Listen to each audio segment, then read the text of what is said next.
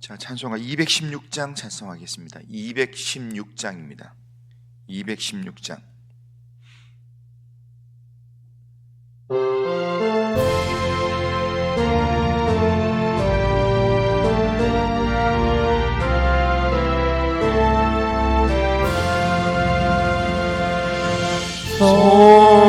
성자의 귀한 몸 날 위하여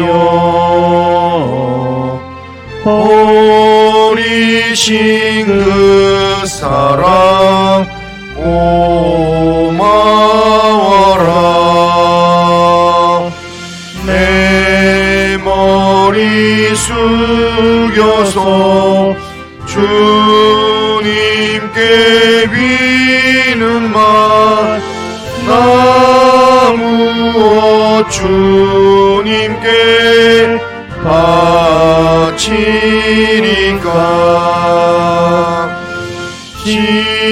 지금도 날 위해 간구하시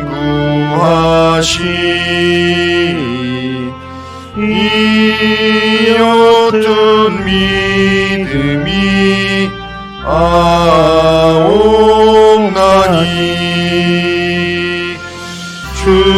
주님의 참사랑 고맙고 놀라워 찬송과 기도를 쉬지 않네. 주님의 십자가 나도 지고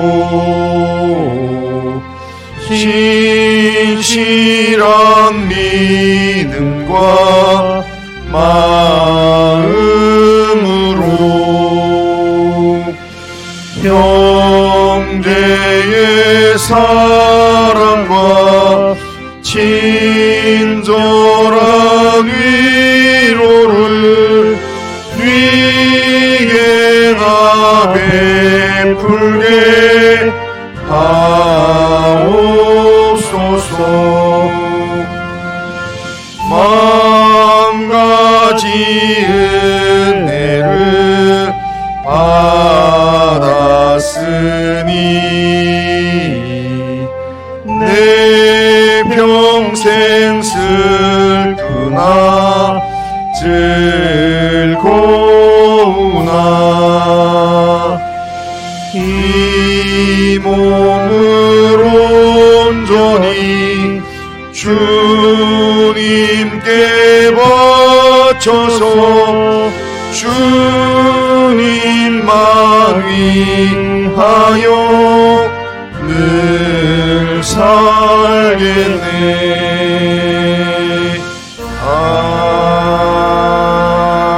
아멘. 자, 신앙 고백합니다. 나는 전능하신 아버지 하나님 천지의 창조주를 믿습니다. 나는 그의 유일하신 아들 우리 주 예수 그리스도를 믿습니다. 그는 성령으로 잉태되어 동정녀 마리아에게서 나시고 본디오 빌라도에게 고난을 받아 십자가에 못 박혀 죽으시고 장사된 지 사흘 만에 죽은 자 가운데서 다시 살아나셨으며 하늘에 오르시어 전능하신 아버지 하나님 우편에 앉아 계시다가 거기로부터 살아있는 자와 죽은 자를 심판하러 오십니다. 나는 성령을 믿으며 거룩한 공교회와 성도의 교제와 죄를 용서받는 것과 몸의 부활과 영생을 믿습니다. 아멘. 자, 하나님 말씀은 누가복음 14장 25절에서 35절입니다. 누가복음 14장 25절에서 35절. 25절에서 35절 한 절씩 교독합니다. 수많은 무리가 함께 갈새 예수께서 돌이키사 이르시되 무릇 내게 오는 자가 자기 부모와 처자와 형제와 자매와 더욱이 자기 목숨까지 미워하지 아니하면 능히 내 제자가 되지 못하고 누구든지 자기 십자가를 지고 나를 따르지 않는 자도 능히 내 제자가 되지 못하리라. 너희 중에 누가 망대를 세우고자 할진대 자기의 가진 것이 준공하기까지에 족하는지 먼저 앉아 그 비용을 계산하지 아니하겠느냐? 그렇게 아니하여 그 기초만 쌓고 능히 이루지 못하면 보는 자가 다 비웃어 이르되 이 사람이 공사를 시작하고 능히 이루지 못하였다 하리라. 또 어떤 임금이 다른 임금과 싸우러 갈 때에 먼저 앉아 1만 명으로서 저 2만 명을 거느리고 오는 자를 대적할 수 있을까? 헤아리지 아니하겠느냐? 만일 못할 터이면 그가 아직 멀리 있을 때에 사신을 보내어 하친을 청할지니라. 이와 같이 너희 중에 누구든지 자기의 모든 소유를 버리지 아니하면 능히 내 제자가 되지 못하리라. 소금이 좋은 것이나 소금도 만일 그 맛을 잃으면 무엇으로 짜게 하리요? 같이 읽겠습니다. 땅에도 걸음에도 쓸데없어 내버리느니라. 들을 귀가 있는 자들은 들을지어다 하시니라. 아멘. 자, 오늘 우리가 읽은 이 본문은 예수님께서 제자가 되는 길을 가르치는 내용입니다. 제자가 되는 길을 가르치면서 두 가지 예화를 들어서 설명을 하십니다. 제자가 되는 삶이 이런 삶이다 이야기하면서 두 가지 예화를 이야기하는데, 하나는 건축자가 건축 비용을 계산하는 거고, 또 다른 하나는 전쟁을 치러야 될 왕이 전쟁에 대한 승패를 계산하는 겁니다. 첫째는 건축자가 망대를 세우고자 하면 그 비용을 먼저 계산해 보고 그 예산을 따라서 준비하고 시작한다라는 겁니다. 그렇게 하지 않고 그냥 계산 없이 무턱대고 그냥 시작을 하면, 그렇게 시작했다가 공사를 완공하지 못하면 다른 사람들에게 비웃음만 받게 된다라는 겁니다. 그렇기 때문에 철저하게 계산하고 그리고 거기에 맞게끔 해야 된다라는 겁니다. 두 번째 예화는 왕이 전쟁을 준비하면서 상대 적군의 수를 헤아려보고 적군의 전력을 미리 파악하고, 또한 거기에 싸울 수 있는 내 군사력이 어느 정도 되는지를 파악해야만, 그래야만 싸움을 시작할 수 있다는 겁니다. 만일 적군에 비해서 군사력이 훨씬 더 모자란다면, 반밖에 안 된다면 빨리 전쟁을 포기하고 화친을 하는 게, 그게 피해를 줄일 수 있는 내용이다라는 겁니다. 이 두 예화의 공통점은 계산을 하면서 살아야 된다라는 그 내용이 담겨져 있습니다. 계산 없이 살면 나중에 비웃음을 사거나 아니면 삶의 참담한 패배자가 된다라는 것을 이야기합니다. 삶의 승리자가 되려면 미리 무엇을 하기 전에 계산을 해보고 예산을 준비해야 되고, 그리고 철저한 계획 속에서 실행해야 된다라고 가르치고 있습니다. 그러기에 계획성 있는 삶, 무슨 일을 하든지 미리 계획하고 그 계획에 맞게 잘 준비하고 또 실행에 옮길 때는 성실함으로 그 일을 감당해야 된다, 이런 이야기를 하는데, 그런데 오늘 이 이야기를 하는 그 목적, 이 이야기를 하는 그 문맥이 앞서 제일 처음에 제가 이야기했잖아요. 그러니까 제자가 되는 길, 제자도에 대해서 이야기하는 문맥 속에서 이 예화를 하는 겁니다. 그러니까 이 이야기를, 제자가 되는 이야기에 대해서 이렇게 해야 제자가 된다, 이렇게 안 하면 제자가 안 된다 하고는 요 이야기하고, 뒤에 가서도 이렇게 살아야 제자가 된다라는 이야기를 한다는 겁니다. 다시 말하면 예수님을 따라 나서서 제자가 되려면 아무 계산 없이 그냥 따라오면 안 된다는 겁니다. 그러니까 앞날을 따져보고 주님을 따르는 그 삶을 계산해보고, 그리고 주님을 따를 때 얼마만큼 포기해야 되는가를 생각해보고, 그리고 결단해야 된다는 겁니다. 어제 본문에 보면 큰 잔치에 비유해서 말씀하는 것처럼 길과 산 울타리로 나가서 사람을 강권하게 데려다가 내 집에 채우라, 그렇게 말씀하셨는데, 주님의 집에 초대된다고 다 제자가 되는 게 아닙니다. 다 주님의 사람이 되는 게 아니라는 겁니다. 마태복음 내용이 보면 초대되어 왔지만 거기서 주인이 주는 예복을 입지 않은 사람은 결국 쫓겨나게 되고 결국 잔치를 맛보지 못하게 됩니다. 그런 측면에서 예수님을 따르는 제자가 되려면 준비가 있어야 되고, 또한 인간적인 조건으로 계산을 해봐야 된다는 겁니다. 내가 주님을 따르기 위해서 뭘 포기해야 되는가.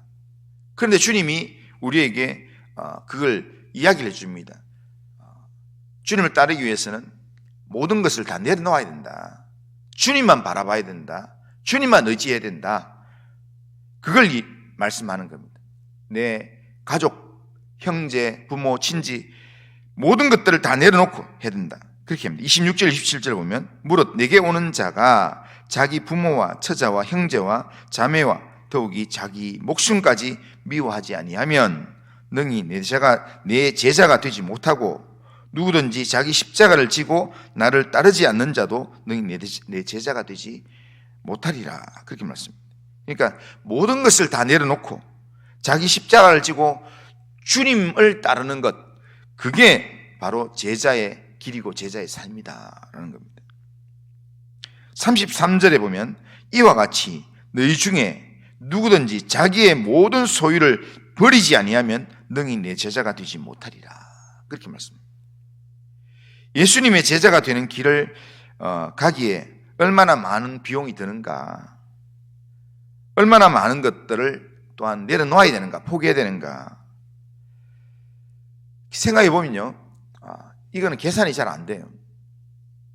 전부 다를 내려놔야 되기 때문에 계산이 되지 않는 일입니다. 그러므로 아예 자기 소유를 다 버리라, 그렇게 말씀합니다.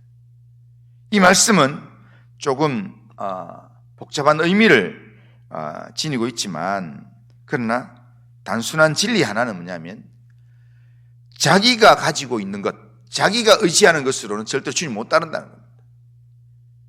그러니까 자기 것으로 계산해서는 주님의 제자가 되지 못하고 하나님을 기쁘시게 하는 삶을 살지 못한다는 겁니다. 그러니까 그 모든 것들을 내려놓아야 주님의 제자가 된다. 그러니까 우르르 해가 주님 따라온다고 따라오는 사람 전부 다가 제자가 되는 게 아니라는 겁니다. 그렇다면 계산이 안 되는 이 제자의 길을 간다면, 그러면 도저히 나는 이 길 못 가겠다 해서 그럼 제자의 길을 포기해도 되는가? 그런데 이 비유에서 두 번째 비유가요, 왕이 다른 이 적군과 싸우는 이야기를 합니다. 왜 이런 걸 했을까 생각해 보면, 나를 제자로 부르신 하나님이 여러 조건을 가지고 우리에게 이제 제자의 길을 요구하는데, 근데 난 제자 되기 싫다고, 그러면 나는 하나님 앞에 나 제자 되기 싫습니다 하고 하나님과 싸운다. 나 하나님 절대로 안 합니다 하고 싸운다면, 하나님과 싸우려고 생각하면 그것도 계산해 봐야 된다는 겁니다. 하나님하고 싸워서 내가 이길 수 있는가라는 겁니다. 하나님과 싸울 준비를 한다면은 하나님과 싸워서 내가 이길 자신이 있으면 싸움을 시작해야 됩니다.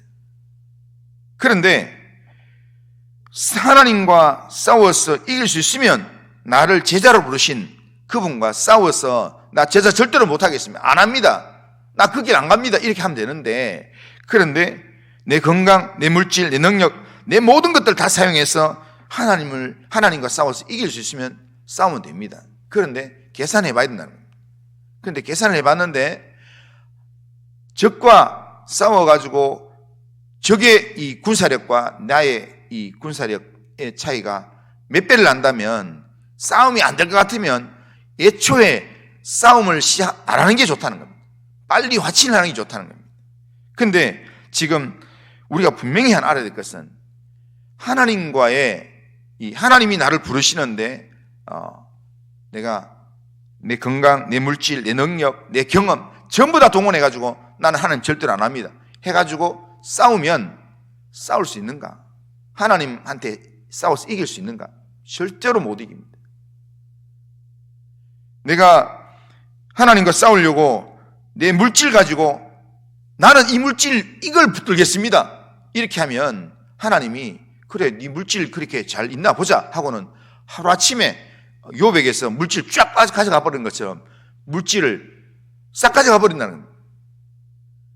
건강을 가지고 뭔가 내가 한번 이 건강으로 한번 버텨보겠다 하면 건강을 한 방에 팍 쳐버린다는 겁니다. 그러니까 하나님과 싸워서는 상대가 안 된다는 겁니다. 지난번에도 제가 말씀드린 것처럼 제 아버지가 이렇게 20대에 신학을 했습니다. 그러다가 뭐 할아버지 때문에 농사 짓고 뭐 이렇게 하다가 시골에 남았는데 만 58세가 되면서 이렇게 장로 20년을 하고 그리고는 아버지 마음속에 이 목회자에 대한 그게 부담감이 계속 있었는데 시골에 청송에 있는 교회에 목회자가 없어서 계속 목회자 없이 교회를 계속 몇 년째 있다고 그러면서 거기에 가면 안 되냐고 그러면서 담임 목사님이 제 아버지한테 가라고 장로님은 딱 목회할 스타일이니까 그렇게 가시라고 했는데 기도하면 그걸 하나님 부르심이라 생각하는데 그런데 이때까지 안 가다가 이렇게 나이 58세 그때 가려고 하니까 부담이 되는 겁니다. 하나님 분명히 부르시는 줄 알면서도 아버지 안 간다고 나는 못 간다. 이 나이에 내가 뭐 가겠냐. 지금 여기에 있으면서 교회 일 돌아보고 또 노예 돌아보고 또 집에 하고 하면 되지. 그러니까 경제적으로 계속 압박을 이렇게 해오는 겁니다. 그러다가 전번에 제가 말씀드린 대로 염소를 키우고 그렇게 지내면 되겠지 했는데 어느 날 아침에 새벽기도 갔다 오니까 차를 가지고 누가 와가지고 집에 와가지고요 염소 한 20몇 마리 30몇 마리를 싹 다 차에 싣고 가버렸어요.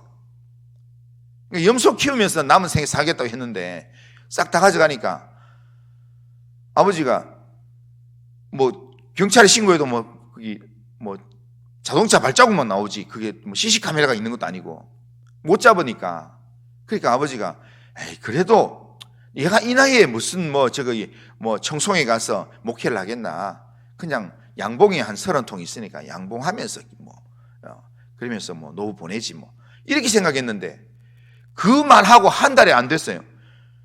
그냥 방송에서 약 친다고 뭐 이렇게 전체 준비하라고 이렇게 해서 약 치니까 벌들이 죽으면 안 된다고 벌통을 딱 막아놨는데 하루 막아놓고 그 다음날 벌통을 열었는데 벌이 95% 이상 죽어버렸어요. 30몇 통이었는데 그 벌이 다 죽고 나니까 딱 한 통 딱 남았어요. 그걸 보고 난 다음에 아버지가 여기서 더 나가면 안 되겠다. 하나님이 가라면 가야 되겠다. 그리고는 바로 노예 가서 이야기하고는 바로 집 그대로 놔두고 빈집 놔두고 어머니랑 둘이 바로 청송 지소제일교회로 그냥 나가서 목회를 했습니다. 그리고 목회를 하고 난 다음에 아버지가 거기 한 2년 딱 하셨는데 있는 동안에 거기에 거기 글이나 그 내용을 보면 내 인생에 가장 행복한 시간들을 내가 보내고 있다고 그렇게 고백을 했던 부분이 있습니다. 그러니까 하나님께서 부르실 때 나는 가기 싫습니다. 내가 계산해도 나는 하나님하고 싸우더라도 나는 안 갑니다. 하다가 버티는 것마다 하나님이 그냥 막 쳐버리니까 안 된다는 거예요. 하나님과 싸워가는 절대로 못 이겨요. 그러니까 이걸 안다면은 하나님과 싸워서 못 이긴다 생각하면 하나님 부르는 그 부름이 빨리 확신을 하고 하나님 시키는 대로 하는 게 이게 진짜 제자가 되는 삶이라는 겁니다. 그러기에 신앙생활은 실제로 주님을 따라가는 길은 계산이 되지 않습니다. 주님께서 나한테 모든 것을 요구하기 때문에 도무지 계산이 되지 않는 것을 계산해보고 계산해보려고 결국 막 이렇게 계산해보고 따져보고 내가 이렇게 하면 내가 득볼까 이렇게 하면 이게 신앙이 아니라 이거는 거의 우상숭배에 가까운 그런 내용이 된다는 겁니다. 그러므로 계산되지 않을 때 하는 가장 확실한 방법은 나를 부인하고 나를 내려놓고 주님을 붙드는 것, 그것밖에 없습니다. 우리가 자기를 부인하고 자기를 버려야 하는 것은 내가 가진 모든 것들이 내게 아니고 하나님께서 내게 맡기신 거기 때문입니다. 그래서 내 것이라고 여기는 것 중에 진짜 내 건 하나도 없습니다. 전부 다 하나님께서 내게 주신 겁니다. 내 물질도, 내 건강도, 또한 내 환경도 전부 다 하나님께서 나에게 하나님을 섬기는 일에, 하나님을 따라오는 일에 하나님께서 활용하라고 하나님께서 내게 주신 그런 내용들입니다. 그렇기 때문에 우리는 모든 것을 주님께로 맡기면서 주님께서 인도하시는 길을 믿음으로 따라가면, 그러면 주님은 그 삶에 더 좋은 것으로 하나님께서 우리의 삶을 채워주신다는 겁니다. 주님을 따르는 제자의 삶은 소금과도 같은 삶입니다. 그러니까 소금이 짠맛을 내는 것처럼 주님을 따르는 사람은 주님을 따르는 삶이라는 게 딱 드러나야 됩니다. 그냥 주님을 따르는지 안 따르는지, 예수님 믿는지 안 믿는지 드러나지도 않는 그런 어중간한 삶은, 그것은 맛이 없는 소금하고 똑같다는 겁니다. 맛이 없는 소금은 결국에는 길에 버려져서 사람들에게 밟히는 그런 내용이 되는 것처럼, 그리스도인이 주님을 따르는 그 제자가 제자다운 삶, 예수님을 믿는, 의지하는 그 믿음이 드러나지 않는 그런 삶을 살면 결국에는 나중에 세상한테도 밟히고 결국은 하나님 앞에서도 결국 책망을 듣게 된다는 겁니다. 이것을 우리가 알고 오늘 주님을 따르는 제자가 하나님 나라에 쓸모가 있는 자가 되려면 그냥 남들 간다고 우르륵 하고 이렇게 하는 삶이 아니라, 오늘 소금이 짠맛을 내는 것처럼 나는 그리스도인이다, 나는 주님을 따르는 제자다, 나는 주님이 내 인생의 주인이다 라는 그 믿음 가지고 믿음의 짠맛을 드러내는 그런 믿음의 삶을 오늘도 결단하고 그렇게 주님을 의지하고 따르는 그런 삶을 살아야 될 줄로 믿습니다. 이런 제자의 삶, 주님이 요구하시는 그런 믿음의 삶을 오늘도 결단하고 오늘도 주님만 따라가는 그런 성도님들 다 되시기를 주님의 이름으로 축원합니다. 거룩하신 하나님 아버지, 오늘도 우리의 삶을 주님께 맡깁니다. 정말 제자가 되는 길을 우리에게 말씀하시면서 정말 주님을 따르는 길에 계산해보고 정말 모든 것들을 다 주님 앞에 내려놓고 주님 의지하는 믿음으로 따라갈 수 있도록 그렇게 요구하시는 주님의 말씀을 듣고 주님을 따라가는 믿음의 삶을 살 수 있도록 인도하여 주시옵길 원합니다. 그리고 하신 하나님 아버지, 정말 하나님을 전적으로 의지하고 주님을 전적으로 신뢰하면서 주님을 따르는 제자의 삶을 오늘도 신실하게 살아가도록 인도하여 주옵소서. 예수님의 이름으로 기도드리옵나이다. 아멘. 하늘에 계신 우리 아버지여, 이름이 거룩히 여김을 받으시오며 나라가 임하시오며 뜻이 하늘에서 이루어진 것 같이 땅에서도 이루어지이다. 오늘 우리에게 일용할 양식을 주시옵고 우리가 우리에게 죄 지은 자를 사해 준 것 같이 우리 죄를 사해 주시옵고 우리를 시험에 들게 하지 마시옵고 다만 악에서 구하시옵소서. 대개 나라와 권세와 영광이 아버지께 영원히 싸움나이다. 아멘.